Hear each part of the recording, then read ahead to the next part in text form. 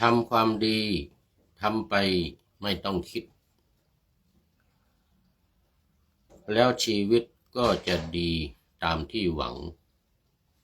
ทำความดีทำไปไม่ต้องดัง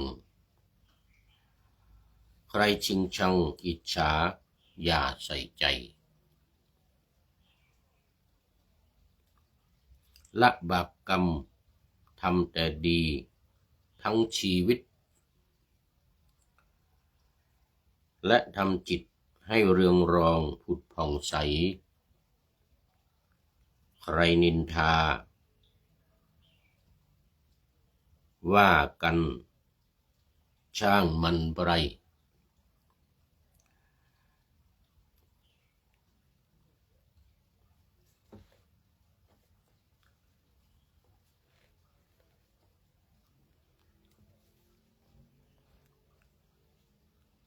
เดี๋ยวมันก็แพ้ภัยกันไปเองขอถวายความน้อมน้อมแด่พระรัตนตรัยมีพระพุทธเจ้าเป็นต้นขอถวายความเคารพพระมหาเถระพระเถรานุเถระเจ้าคณะพระสังฆาธิการทั่วโลกมีพระเดชพระคุณพระธรรมเสนาบดีเจ้าคณะภาค7วัดพระธาตุดอยสุเทพเป็นต้นและขออำนวยพรแด่ท่านผู้ฟังท่านผู้ชมสาธุชนพุทธบริษัททั้งหลายวันนี้รายการธรรมะหลังธรรมวัดเย็นของวัดพระธาตุดอยสุเทพนำโดยพระเดชพระคุณหลวงพ่อพระธรรมเสนาบดีเจ้าอาวาสวัดพระธาตุดอยสุเทพเจ้าคณะภาค7ออกอากาศทางสถานีวิทยุพระพุทธศาสนาแห่งชาติและจริยธรรมวัดพระธาตุดอยสุเทพระบบ FM 96 เมกะเฮิรตซ์มีพ่อครูวันลบนามวงพรหมเป็นผู้อำนวยการอาจารย์พระมหาประสิทธิ์ประสาธิโกเป็นหัวหน้าสถานีและอาตมภาพพระครูปริยัติยานุศาสตร์เป็นผู้บรรยายเป็นประจำทุกวันเวลา18:40 นาทีถึง19:10 นาที ตอนนี้ขอต้อนรับท่านอาจารย์แสงทองแสงธรรมว่ากราบสาธุครับท่านพระอาจารย์ว่างั้นนะอันนี้จากวัดน้ำสูงจังหวัดนครสวรรค์หลายวันแล้วท่านอาจารย์ไม่ได้เข้ามานี่ก็เป็น FC ตัวจริงอีกท่านหนึ่งเหมือนกัน ขอบคุณมากวัดน้ำสูงจังหวัดนครสวรรค์นี่ก็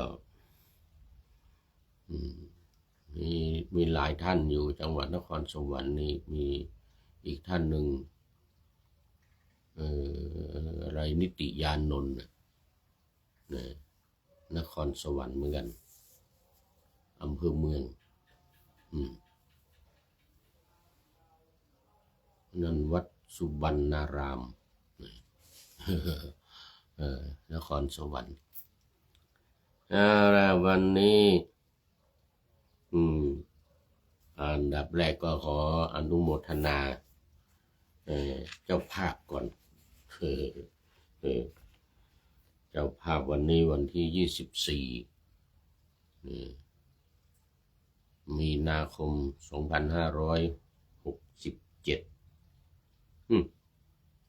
69เราว่า169มาผิดไปแล้ว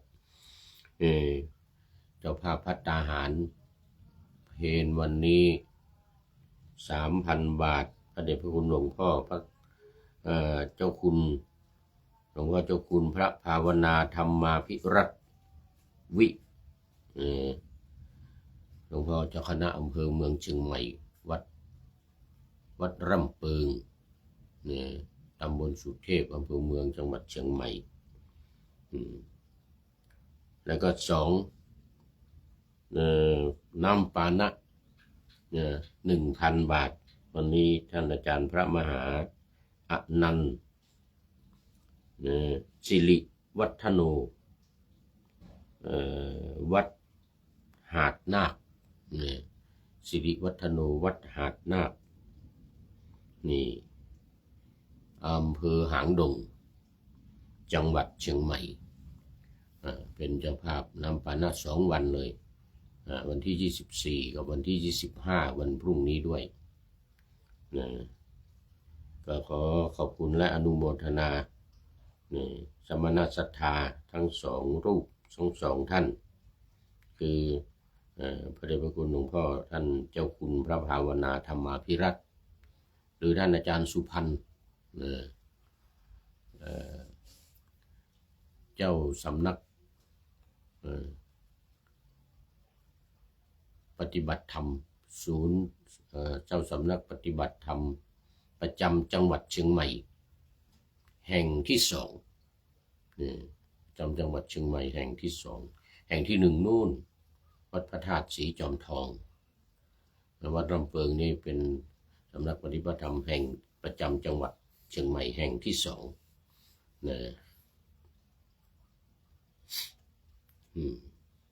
อันนั้นพระราชาคณะตำแหน่งพระราชาคณะจึงมีคำว่าวิอยู่ท้ายหมายถึงวิปัสสนาพระภาวนาธรรมาภิรัตน์วินี่นะ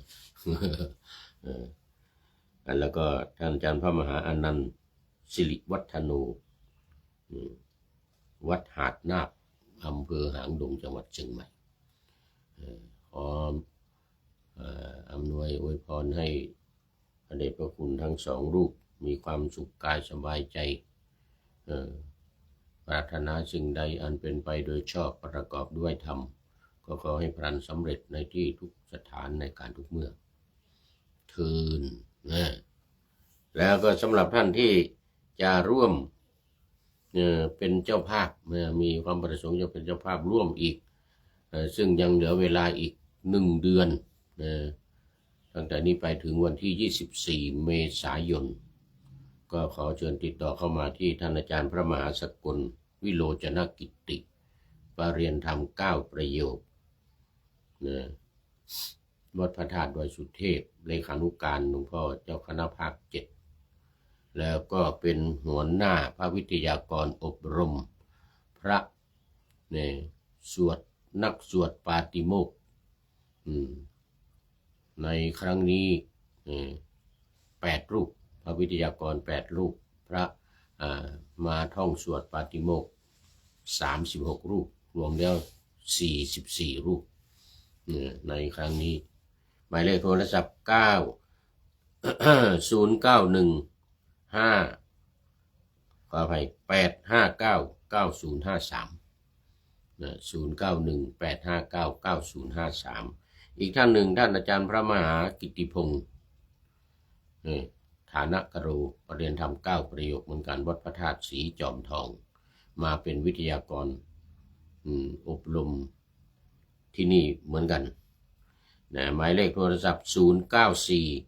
910 1043 094 910 1043ติดต่อโดยตรงเข้าหาท่านอาจารย์ทั้ง2 รูปได้ตลอดเวลาตลอด24 ชั่วโมงแล้วก็ขอเชิญมาประเคนภัตตาหารน้ำปานะด้วยมือของท่านเองแต่ถ้าไม่สะดวกมาไม่ได้อยู่ไกลต่างอำเภอต่างจังหวัดหรือต่างประเทศก็ขอเชิญโดนปัจจัยเข้ามาที่ธนาคารกสิกรไทยในนามวัดพระธาตุดอยสุเทพหมายเลขบัญชีธนาคาร211-280-6698อีกครั้งหนึ่ง211-280-6698 2806698ตามอัธยาศัยไม่เป็นวันก็ได้ตามเจตนาศรัทธาตามกำลังทรัพย์กำลังศรัทธา200 300 500 1,000 2,000 3,000 5,000เป็นหมื่นก็ดีตามเจตนาศรัทธาโมทนาเป็นอย่างยิ่งเอาละตอนนี้ก็เข้ามาสู่เนื้อหาสาระของธรรมะกันเลยธรรมะหลังธรรมวัดเย็นวันนี้ผู้พูดก็ไปขึ้นไปทำวัดมาเหมือนกันไปร่วมงานการสวดอภิธรรมเนี่ยหลวงพ่อทองดีอายุ94 ปีอายุ94 ปีพัดแต่พรรษา15มรณภาพไปได้4 วันวันนี้ละวันนี้เป็นวันที่4เสร็จแล้วก็ขึ้นไปทำวัดเย็นสวดมนต์ได้นิดหน่อยก็ลงมาจัดรายการสมัยก่อนอย่างนี้ทุกวันสมัยก่อนอย่างนี้ทุกวันแต่ระยะหลังมานี้ก็บันทึกเสียงไว้ล่วงหน้าแล้วก็ทำวัดสวดมนต์ไปจนจบนะทำวัดสวดมนต์ไปจนจบนั่งทำสมาธิภาวนากับหลวงพ่อจนหมดเวลานู่น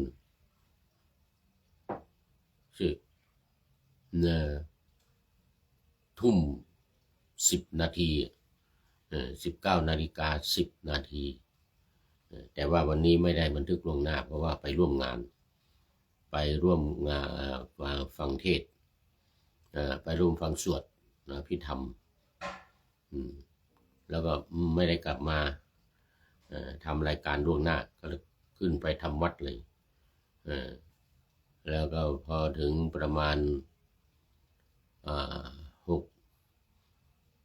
18:20 นาทีก็ลงมา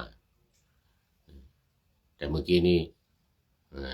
18:15 นาทีเพราะว่าเดินลงมาวันนี้ไม่ได้เอารถไฟฟ้าขึ้นไปเดินขึ้นไปตรงนี้เดินขึ้นไปที่ศาลาบำเพ็ญบุญเนี่ยศาลาบำเพ็ญบุญอยู่ใกล้ๆข้างบนเนี่ยเดินขึ้นไปแต่พอดีเลยลวดขึ้นไปทำวัดก็เลยต้องเดินลงมาไกลหน่อยต้องเดินลงมาไกลหน่อย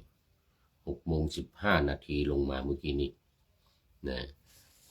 ตอนนี้ขอต้อนรับท่านนายพลนเรศจิตรักติดตามหลวงพ่อครับว่างั้นนะกราบถวายอนุโมทนาในธรรมเทศนาธรรมมัสวนาใหม่เดี๋ยวก่อนธรรมเทศนาใหม่สาธุธรรมเทศนาใหม่ธรรมเทศนาใหม่อย่างนี้วันนี้ฟังสวดแล้วฟังสวดอภิธรรมแล้วก็เขาพอดีเขาสวดสหัสนัยก็ยาวหน่อยก็เลยกลับมาไม่ทันเลยขึ้นไปทำวัดท่านนายพลขึ้นไปทำวัดเหมือนสมัยก่อนสมัยก่อนนี่20 นาที6:20 นาทีนี่นะ18:20 นาทีลงมาแต่วันนี้18:15 นาทีเพราะว่าไม่ได้เอารถขึ้นไปไม่ได้เอารถไฟฟ้าขึ้นไปเดินมาพักมาเป็นที่เดินลงมานี่นะพักมาเป็นที่มาถึงก็เข้ารายการพอดีเลยมาอันนี้ก็วันนี้ก็ข้อคิดท้ายรายการบทประพันธ์ของอาจารย์สันติ เจริญฤทธิ์ศักดิ์ที่ท่านนายพลนำมาเผยแพร่ในในเฟซบุ๊กในโปรไฟล์ของท่านนายพลเนี่ยนะวันนี้เดี๋ยวเป็นข้อคิดท้ายรายการวันนี้ขอบคุณท่านนายพลมากสำหรับวันนี้ยังอยู่ในเรื่องเดิมจะให้จบเมื่อวานไม่จบวันนี้ต้องจบแน่หมดเลยวันนี้แต่ไม่แน่ละเมื่อวิหารลายเดี๋ยวไม่จบ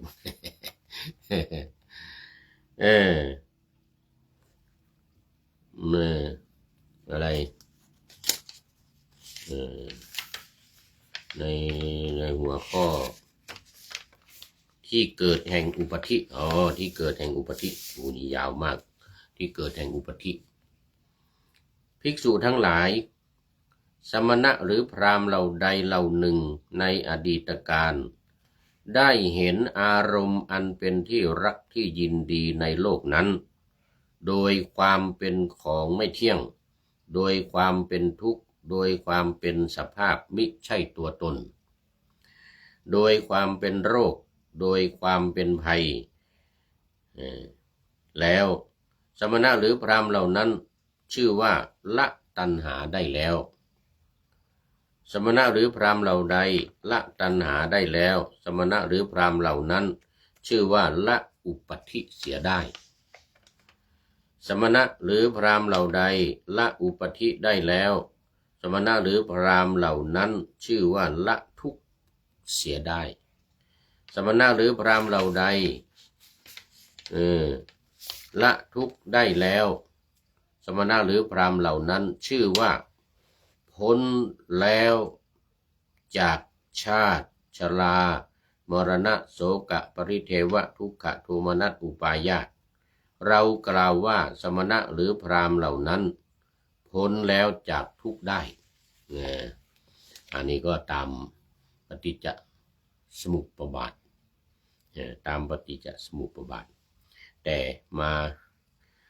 ตัดเอาตอนตัณหาอุปาทานภพชาติชรามรณะแล้วก็โศกปริเทวะทุกขโทมนัสอุปายาสท้ายของปฏิจจสมุปบาทถ้าพระเดชพระคุณหลวงพ่อพุทธทาสก็จะเริ่มตั้งแต่ผัสสะเป็นต้นมาต้องผัสสะก่อนถ้าผัสสะแล้วก็เกิดเวทนาแล้วจึงจะตัณหา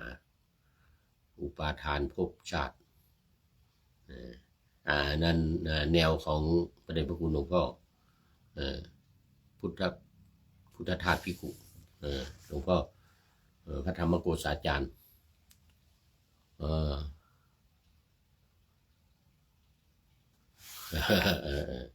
เอามาต่ออีกนิดหนึ่งภิกษุทั้งหลายอันหนึ่งสมณะหรือพราหมณ์เหล่าใดเหล่าหนึ่งในอนาคตการจักเห็นอารมณ์อันเป็นที่รักที่ยินดีในโลกนั้นโดยความเป็นของไม่เที่ยงเป็นทุกข์และก็เป็นอนัตตาเป็นต้นสมณะและพราหมณ์เหล่านั้นชื่อว่าพ้นแล้วจากชาติชรามรณะโศกะปริเทวะทุกขโทมนัสอุปายาสเรากล่าวว่าสมณะหรือพราหมณ์เหล่านั้นพ้นแล้วจากทุกข์ได้เหมือนเดียวกันอันหนึ่งภิกษุทั้งหลายสมณะหรือพราหมณ์เหล่าใดเหล่าหนึ่งในปัจจุบันย่อมเห็นอารมณ์อันเป็นที่รักที่ยินดีในโลกนั้นโดยความเป็นของไม่เที่ยงเป็นทุกข์และเป็นอนัตตาเป็นต้นเรากล่าวว่าสมณะหรือพราหมณ์เหล่านั้นย่อมพ้นจากทุกข์ได้ดังนี้ภิกษุทั้งหลายเปรียบเหมือนถ้วยน้ำสำริดที่มีเครื่องดื่มใส่อยู่ อันถึงพร้อมด้วยสีกลิ่นและรสแต่ว่าเจือด้วยยาพิษอันนี้เหมือนวันก่อนนะโดยในที่กล่าวมาทันใดนั้นมีบุรุษเดินฝ่าความร้อนอบอ้าวเหน็ดเหนื่อยเมื่อยล้ามากระหายน้ำคนทั้งหลายจึงได้พูดกับบุรุษนั้นว่าท่านผู้เจริญด้วยน้ำสำริดที่มีเครื่องดื่มใส่อยู่นี้ถึงพร้อมด้วยสีกลิ่นและรสสำหรับท่านแต่ว่าเจือด้วยยาพิษถ้าท่านประสงค์ก็จงดื่มเถิดเพราะว่าขณะที่ท่านดื่มก็จักซาบซ่านด้วยสีบ้างกลิ่นบ้างรสบ้างแต่ครั้นดื่มเข้าไปแล้วตัวท่านจะถึงความตายหรือถึงทุกข์แทบตายไม่ตายก็คางเหลือง ด้วยเพราะการดื่มน้ำนั้นภิกษุทั้งหลายลำดับนั้นบุรุษนั้นพึงคิดอย่างนี้ว่าครั้นเราดื่มแล้วเราอาจจะบรรเทาได้ด้วยน้ำเย็นด้วยเนยใสด้วยข้าวสัตุเค็มหรือด้วยน้ำชื่อโลนะโสจิละกะแต่เราจะไม่ดื่มเครื่องดื่มนั้นเลยเพราะไม่เป็นประโยชน์มีแต่ทุกข์แก่เราช้านานเขาพิจารณาดูด้วยน้ำสำริดนั้นแล้วไม่พึงดื่มเขาทิ้งเสียเขาก็ไม่เข้าถึงความตายหรือความทุกข์แทบตายด้วย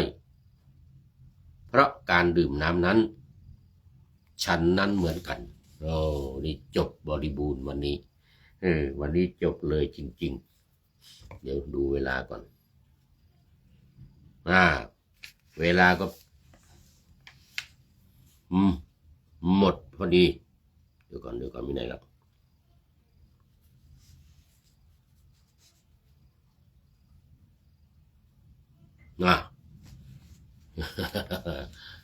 หมดพอดีใกล้จะหมดพอดีก็สรุปว่าเมื่อสมณพราหมณ์ละเหตุเกิดของอุปธิเหตุเกิดของอุปธิได้ซึ่งเหตุเกิดของอุปธิดังที่ได้กล่าวมาแล้วว่ามันเกิดจากการที่ได้พบได้เห็นได้ยินได้ฟังสิ่งที่น่ารักน่าใคร่น่าพอใจน่ายินดีเราเรียกกันว่าเป็นกามราคะไม่ว่าจะเป็นทางตาทางหูทางจมูกทางลิ้นทางกายและทางใจแล้วไม่มีความยินดีไม่เพลิดเพลินไม่ยึดมั่นถือมั่นในว่าสิ่งที่น่าใคร่น่าพอใจทั้งหลายเหล่านั้นก็เรียกว่าได้ตัดกามตัณหาได้ตัดกามตัณหาไปได้แล้วก็ชื่อว่าละอุปธิได้ละเหตุเกิดของอุปธิเสียได้ก็พระพุทธองค์จึงตรัสว่าเขาจะเป็นผู้ที่พ้นจากความทุกข์เหมือนกับบุรุษที่เห็นน้ำดื่มที่มีสีมีกลิ่นมีรสแต่มันเจือด้วยยาพิษเขาก็ทิ้งน้ำนั้นเสียไม่ดื่มก็พ้นจากความตายไม่ตายเพราะดื่มน้ำยาอันเป็นพิษนั้นฉันนั้นเหมือนกันจบวันนี้เอาไว้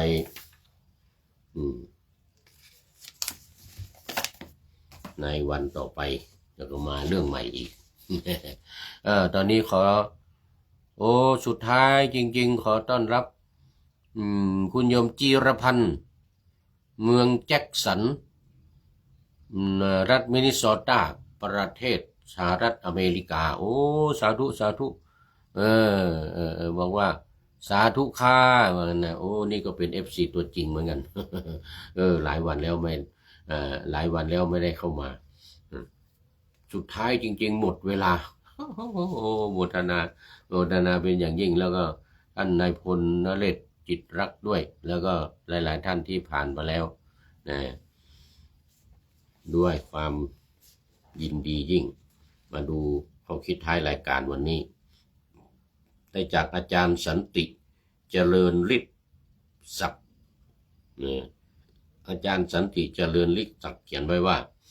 ทำความดีทำไปไม่ต้องคิด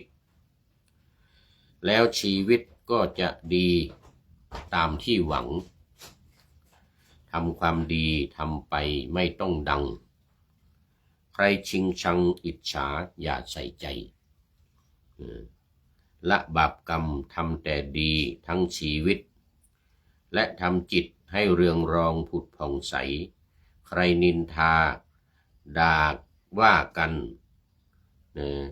ช่างมันปะไรเดี๋ยวมันก็แพ้ภัยกันไปเองว่านะ